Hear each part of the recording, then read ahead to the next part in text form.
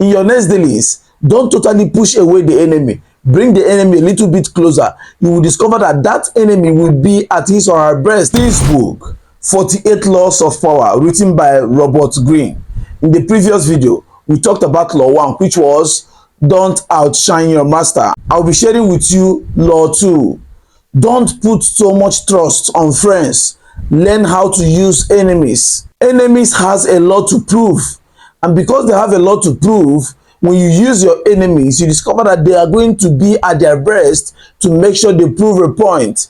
Maybe you have had previous dealings with them and they, disappoint you, cause a lot of misfortune for you. In your next dealings, don't totally push away the enemy. Bring the enemy a little bit closer. You will discover that that enemy will be at his or her breast. For example, they have disappointed you before. So this time around, you will discover that the enemy will be struggling to make sure that they meet up expectations so that they don't disappoint you again, because they already have lost their trust. For example, once you have wronged someone, you have done something bad, and it's already established that this person is now an enemy to you. You guys are enemies. In your next dealings with that person, you'll be thriving to make sure you correct that impression, that wrong impression you've made before. As a matter of fact, your enemy will be at his breast to make sure he pleases you. But what about your friends? Your friends already relaxed, he's in a comfortable zone. Your friends can harm you easily than your enemy.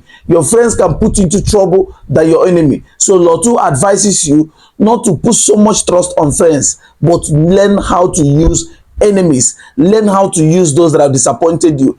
Learn how to use those that you can no longer trust. Learn how to use those who are trying to win your trust, your seeming enemies, and you will discover that things will go in the right direction.